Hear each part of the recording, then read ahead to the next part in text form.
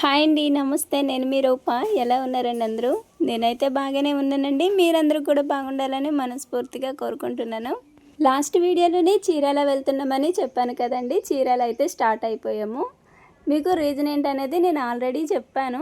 So, నాకు ఈ month salary వచ్చిందనమాట. ఆ శాలరీని నేను ఏ విధంగా ఖర్చు పెట్టాననేది మీతో షేర్ చేసుకుంటున్నానండి. నాకు ఏంటంటే యూట్యూబ్‌లో వచ్చిన ఇన్‌కమ్ ఒక్కసారి కూడా నేను ఏది గుర్తుండిపోయేలాగైతే కొనుక్కోలేదు. అదేదో అంటారు కదా! డబ్బులొచ్చేసరికి ఖర్చులొస్తాయన్నట్టు అలా కరెక్ట్‌గా ఇన్‌కమ్ వచ్చేసరికి ఏదో ఒక ఖర్చొచ్చేది. అలా అయితే ఖర్చు పెట్టేసేవాళ్ళము దానికి. సో, అందువల్ల అయితే ఎప్పుడు కూడా నేను అందుకే పెద్దగా యూట్యూబ్ శాలరీ గురించి కూడా పెద్దగా చెప్పను. ఏదైనా మనం ఆ శాలరీని దేనికి ఒకటి గుర్తుండిపోయేలా ఉపయోగిస్తే అది మీతో కూడా షేర్ చేసుకోవడానికి బాగుంటుంది. కానీ ఇంట్లో ఖర్చులంటే అవి చెప్పలేం కదా! అందుకనే నేను ఎప్పుడు కూడా ఇన్కమ్ గురించి అయితే చెప్పట్లేదు.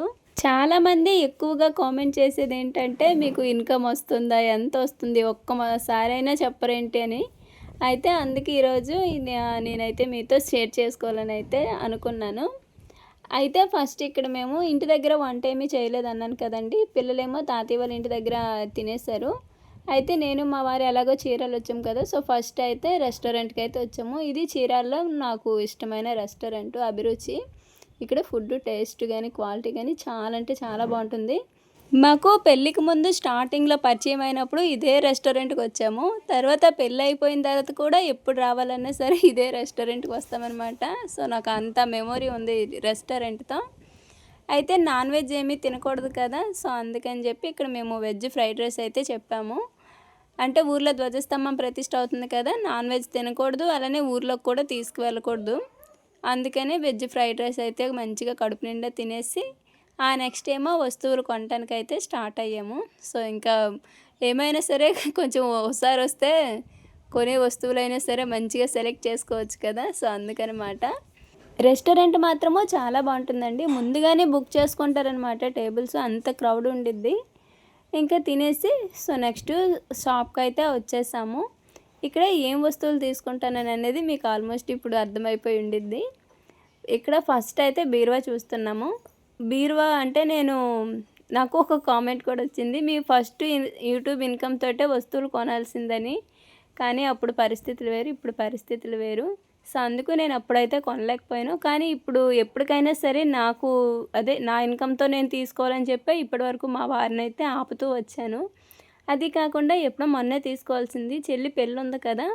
పెళ్ళి ఉండటం వలన ఏంటంటే వస్తువులు తీసుకోలేదనమాట. లేదంటే చెల్లి పెళ్ళికి ముందే తీసుకోవాల్సిన మాట. మళ్ళీ పెళ్ళికి మనీ ఏమైనా అవసరమైద్ది కదా!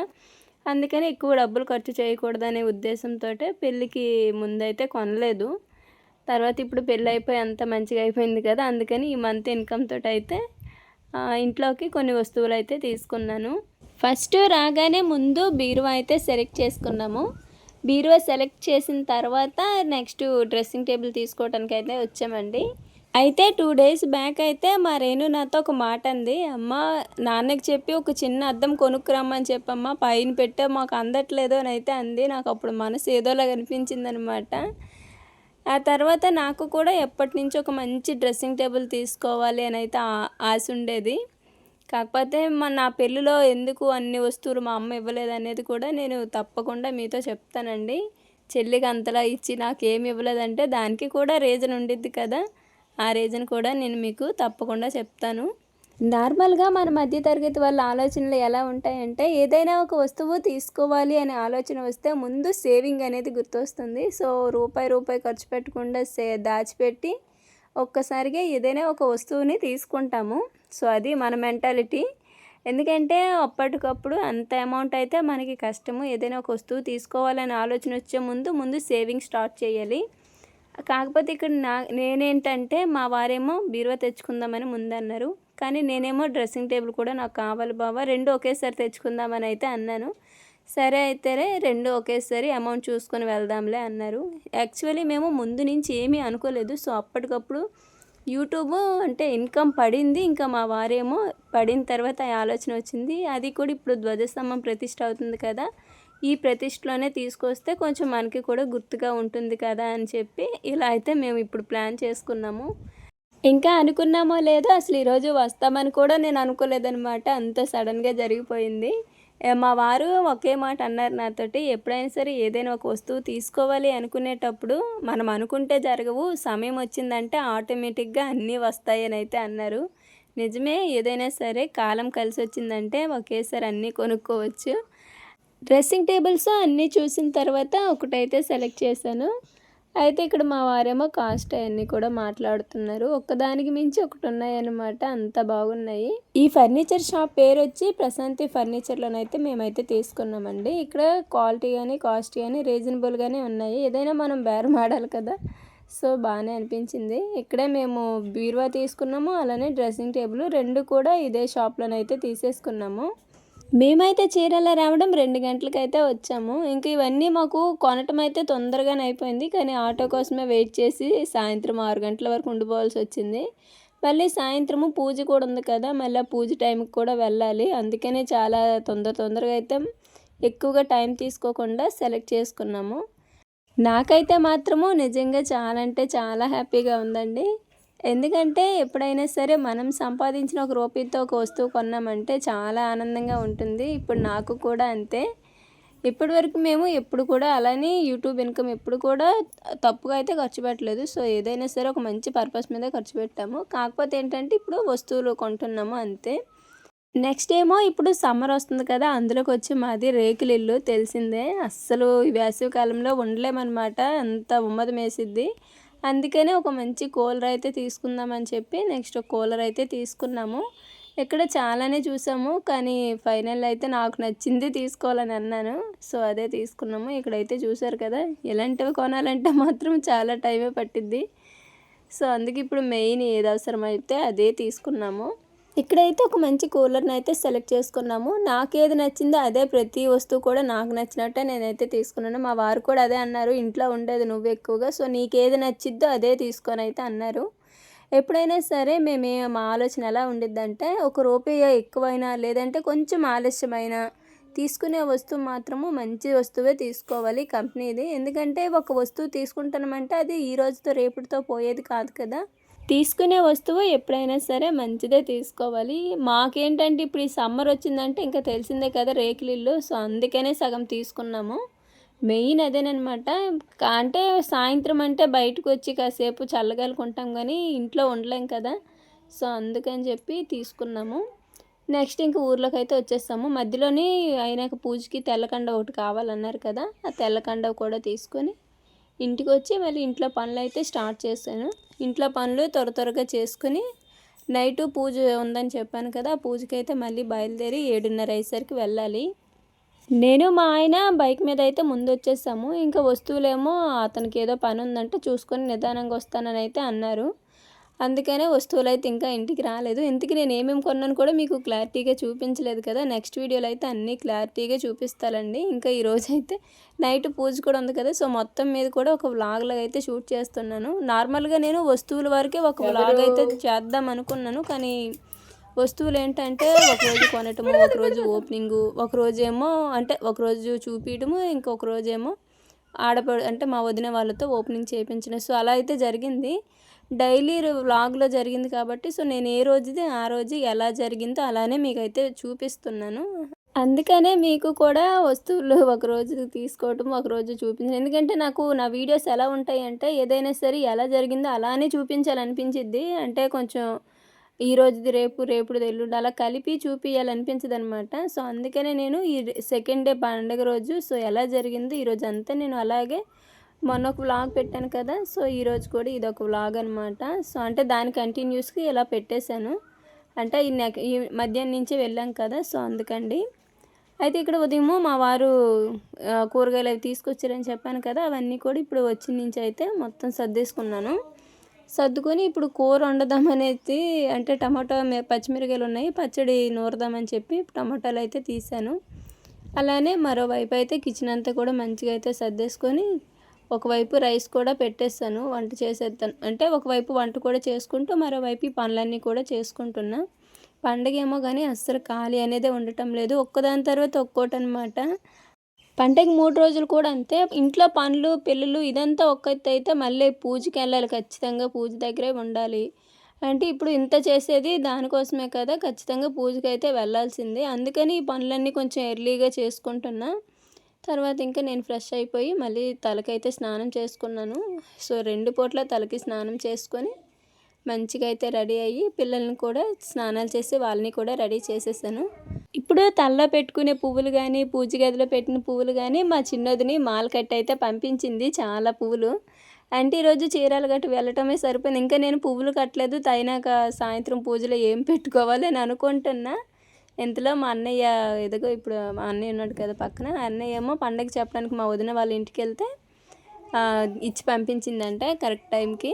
ఆ పువ్వులేమో పూజకి అలానే నాకు తలలోని పెట్టుకొని పొద్దున్న విడి పువ్వులు కోసాను కదా, ఆ పువ్వులు, బియ్యము, తెల్లకండవ ఈ మూడింటిని పట్టుకొని ఇప్పుడు పూజకైతే బయలుదేరాము. బయలుదేరే టైంకి ఈ వస్తువులు అయితే వచ్చాయి.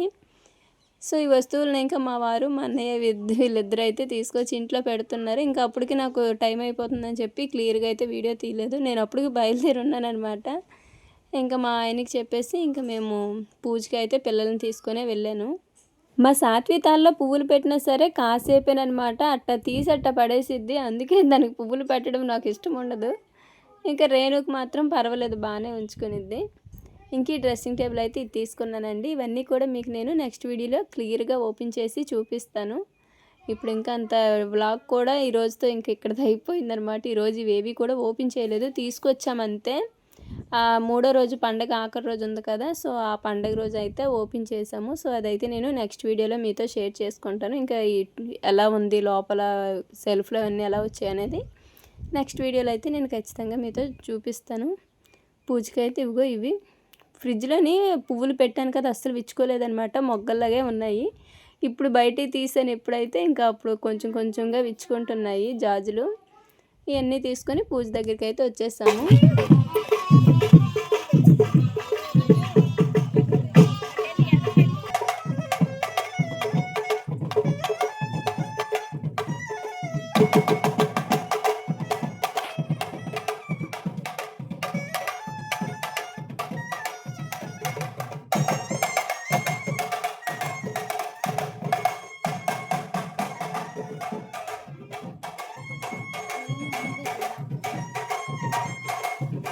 నేను ధ్వజస్తంభం ప్రతిష్ట అని అంటున్నానే కానీ అసలు ప్రతిష్ట అంటే ఏంటో మీకు చెప్పనే లేదు కదండి. అయితే ఈరోజు పూజలోనే మాకు కూడా పంతులు గారు అయితే ప్రతిష్ట అంటే ఏంటనేది చెప్పారు. అదైతే నేను ఇప్పుడు మీతో షేర్ చేసుకుంటాను. మనము ఇప్పుడు ఉదాహరణకి ఎక్కడికైనా బయలుదేరామనుకోండి, కరెక్ట్గా బయలుదేరి వెళ్ళే ముందు ఎవరో ఒకరు ఇరుగు పొరుగులో ఎవరో రిలేటివ్స్ వచ్చి కూర్చున్నారు. అయితే వాళ్ళు కదలరు, మనల్ని బయటికి కదలనీరు. అప్పుడు మనకేమనిపించిద్ది, అనవసరంగా వచ్చి ఇక్కడ కూర్చుని తిష్టి వేసి అనవసరంగా సో చెప్పి టైం వేస్ట్ చేస్తున్నారే అనిపిస్తుంది కదా. సో దానిని అది అపవిత్రమైన తిష్ట అంట. కానీ ప్రతిష్ట అంటే పవిత్రమైన తిష్ట. అంటే ఇప్పుడు మనం ఒక్కసారి ధ్వజస్తంభాన్ని నిలబెట్టాము అంటే ప్రతిష్ట చేసామంటే ఇది ఇంకెక్కడికి కదలదు కదా, అక్కడే ఉండిద్ది కదా. దానిని ప్రతిష్ట చేయడం అంటే పవిత్రమైన తిష్ట వేయడము అని అంటారంట. అంటే మీకు అర్థమైందే అనుకుంటున్నా. ఎందుకంటే ఇప్పుడు అపవిత్రమైన తిష్ట ఎవరో వచ్చి అనవసరంగా కూర్చునేది అది అపవిత్రమైన తిష్ట. కానీ ఇప్పుడు ధ్వజస్తంభం నిలబెట్టామంటే ఊరి మంచిని కోరి నిలబెట్టాము, ఇంకెక్కడికి కదలదు కాబట్టి దానిని పవిత్రమైన తిష్ట వేయడము అని అంటారండి. అలానే గుడి ముందర ధ్వజస్తంభము ఎందుకు ప్రతిష్ఠ చేస్తారనేది కూడా మాకు స్టోరీ కూడా పంతులు గారు అయితే చెప్పారు. కాకపోతే అది చాలా పెద్ద స్టోరీ, ఇప్పుడైతే అవ్వదు. అయితే ఇక్కడేమో 5 రకాల పువ్వులతో అయితే మొత్తం ఇలా అయితే పూజ అయితే చేపించారు. అలానే అక్కడ ఆంజనేయ స్వామి పైన పక్కన ఆంజనేయ స్వామి విగ్రహం, అది విగ్రహం అయితే అస్సలు కనిపించకుండా పువ్వులతోటి మొత్తం కూడా కప్పేస్తారు.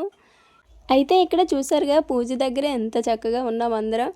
మాకేంటంటే పూజ అనేసరికి ఒకరు ఎక్కువ తక్కువ అనేమి ఉండదు, అందరూ సమానమే. సో అందరం కూడా చక్కగా వచ్చి పూజ అయితే అందరితో పాటు అందరితో చేపిస్తారు. సో అదొకటి బాగా నచ్చింది. ముందైతే పీటల మీద కూర్చున్న దంపతులతో అయితే చేపించేశారు. ఇంకా లాస్ట్లో వెళ్ళే ముందు మేము తీసుకొచ్చిన పువ్వుల్ని అలానే తెచ్చిన తెల్లకండవి ఉన్నాయి కదా, వాటినేమో ధ్వజస్తంభం మీద అయితే అలా కప్పేసి దాని మీద నుంచి పువ్వులను అయితే వేశారు. కానీ చక్కగా బాగా ఉంది.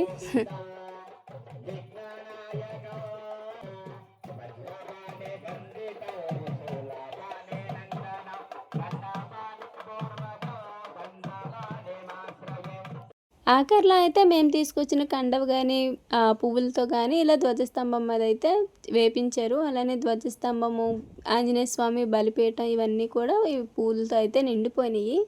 ఇక్కడితోటైతే పంచశయ్య ఆదివాసి కార్యక్రమం అయితే పూర్తయిపోయింది. లాస్ట్లో నైవేద్యం పెట్టారు. ఇంక తీసుకొని ఇంటికైతే వచ్చేసాము. పిల్లల్ని అయితే మధ్యలోనే పంపించేశాను. నిద్ర వస్తుందంటే ఇంకా మా వారేమో అన్నం పెట్టేసి నిద్రపుచ్చారు. సో ఇంకా ఈ రోజుకైతే పూజ అయితే ఇలా జరిగిందండి. అలానే నాకు వచ్చే ఇన్కమ్ తోటి అయితే ఇలా వస్తువులు అయితే తీసుకున్నాను. ఆ వస్తువులు ఎలా ఉన్నాయి ఏంటనేది నెక్స్ట్ వీడియోలో అయితే, అలానే వాటి కాస్ట్ ఎంత పడింది అన్నీ కూడా నెక్స్ట్ వీడియోలో క్లియర్గా అయితే చెప్తానండి. ఇంక ఇప్పటికైతే ఈ వ్లాగ్ అయితే ఇక్కడ ఆపేస్తున్నాను. మరో మంచి వీడియోతో మళ్ళీ కలుద్దామండి. ధన్యవాదాలు.